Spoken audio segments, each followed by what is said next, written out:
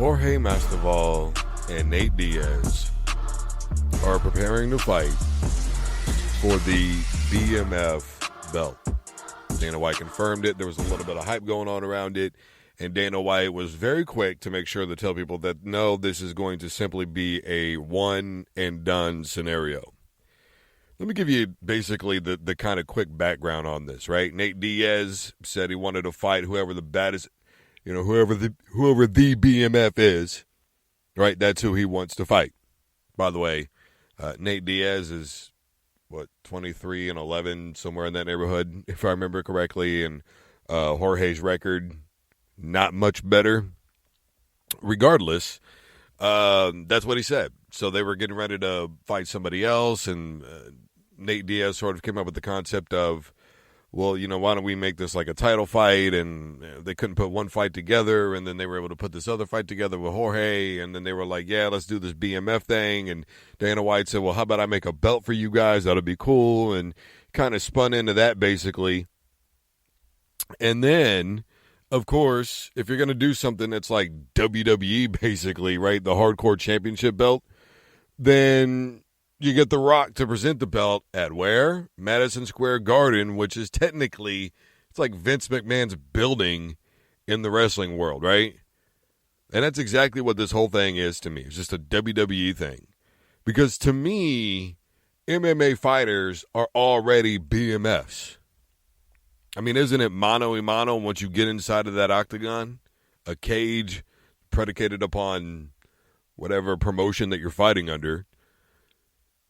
But once you're inside that cage, I've been told by many fighters, it's just you and the guy in front of you. So technically, everybody that's got the grapefruits to step in there is already a BMF in a lot of ways. And here's my thing, right? Because I've interviewed Hoist Gracie, Big John McCarthy, Matt Brown, Amanda Nunes, Tony Ferguson, Cub Swanson on multiple occasions. I mean, I could just go on and on and on. And one of the things that has consistently been talked about by all of them is, hey, did you know this isn't wrestling? This isn't scripted. This is not.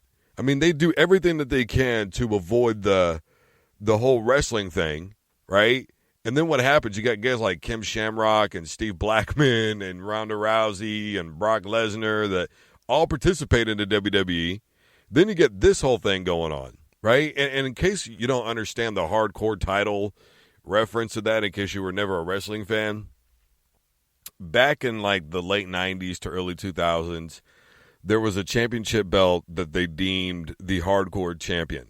And basically, it was a way to kind of give guys like Mick Foley and Terry Funk their due, because they were never going to be long-term, heavyweight champions or intercontinental champions or TV champions. They were never going to hold a belt of significance. Like Mankind did. He was WWE champion, but not for very long, okay? Just the way that it was. Steve Austin, The Rock, those guys, they just, they carried Hulk Hogan. They carried way too much weight, all right? So what they did was they said, okay, we're going to make a hardcore championship. And it was fitting, right? Because obviously Mick Foley, the way that he wrestled was extremely hardcore. I think everybody's seen the highlight when he got thrown off of that cage by The Undertaker, right? That's really honestly tip of the iceberg stuff, to be honest with you.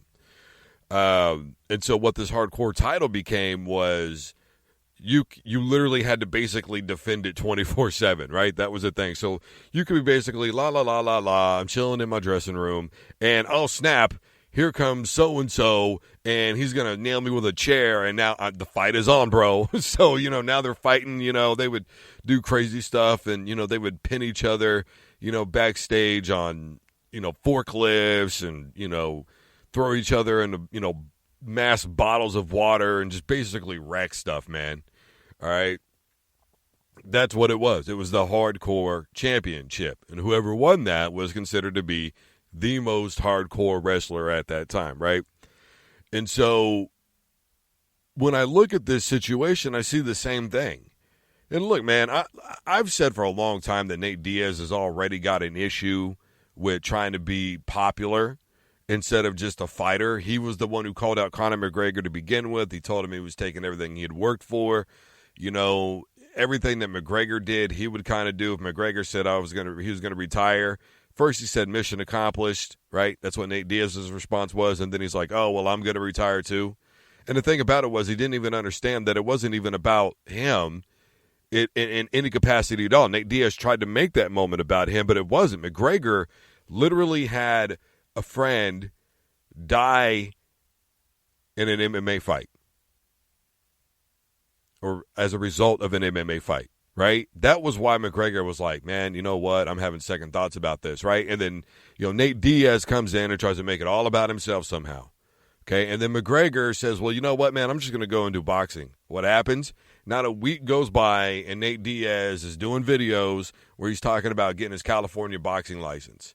So he just kind of follows, like, McGregor around, and now with McGregor not being where he's at, I think he's trying to take on, like, this McGregor moniker, right? Crown me with something. I need something to justify who I am. And I think Jorge, even though a lot of people like him for that knockout that happened, and he was doing the whole fish thing and all that, after he hit him with the knee.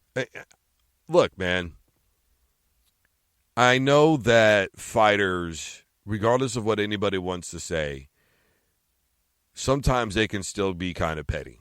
And sometimes they can still really want. And look, man, I know Jorge's done like actual backyard brawling, and I get all that. And I know that Nate Diaz comes from tough neighborhoods, and I get all that. But to me, the pride of what you do should be in a cage. That's exactly where it should all be left. Nate Diaz didn't like McGregor supposedly because of stuff like this. Can you imagine if McGregor had done this, how Nate Diaz would have responded? But because it's him, it's like, nah, man, it's cool. I can do it, bro. I don't understand it. I don't care if it is a one-off, man. Look, MMA has long since been to a point now where people have already started to say these promos are no more than WWE things. These guys, these fighters are just trying to do whatever it takes to sell tickets. That's it. Whatever sells a ticket, whatever gets your butt in the seat. And look, I've interviewed promoters, and they tell me all the time, look, man, if it makes dollars, it makes sense. But for how long do you think we, the public, want to be played for fools? A lot of what we do in the public is we just pretend, and we just kind of go along with it because we simply want to be entertained, and we need sport. We're addicted to sport. That's all there is to it. And I'm sure there are people that will love the concept of the BMF belt. And I'm sure there are people who would think, well, you couldn't think of two better guys. For me, I just see mid-level fighters who are trying to keep themselves relevant when there's no need to. I think Jorge already is relevant. And regardless of my opinion of Nate Diaz, there are a lot of people out there that are huge fans of his, and he's already relevant to them.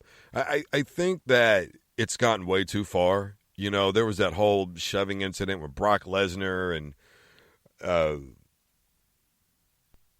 Daniel Cormier, and it looked fake to a lot of people. The way that, Daniel Cormier was kind of hopping up and down and yelling and woo-woo. I mean, it just kind of, you know what I mean? And Brock Lesnar, I mean, it looked ill-timed. It was just kind of like, all right, guys, And then, of course, the damn fight never even happened. It's just like, why, bro? Look, the point is, I personally do not need a belt to watch Jorge fight Nate. I think it would be a great fight. And I think it is two BMFers climbing into that octagon and letting it go. I really, I'm not one of those people that, and look, I think that MMA fighters need a reason to fight other than just fighting. And I've said before that it's about divisional champions and all this. There's way too many interim belts going on. Way too many interim belts. Right? But this is just kind of, I guess, whatever. I don't know. Maybe I need to relax, have a good time, which most people tell you I'm like the life of the party. So I don't know, man. Me personally, to me, this is a WWE thing. It makes me kind of lose interest in the fight. to be honest with you. And so I don't know. I guess you can let me know what you think. But my name is Drew Duncan, host of the Full Court Press. Facebook, Twitter, and Instagram is all at Drew Duncan83. Additionally, you can find me on YouTube. Simply look for Drew Duncan. The Full Court Press is on Facebook, Twitter, and Instagram as well. And don't forget, you can listen to the Full Court Press wherever you listen to podcasts. Simply take your device to play the Full Court Press by Drew Duncan. And as always, don't you dare touch that dial.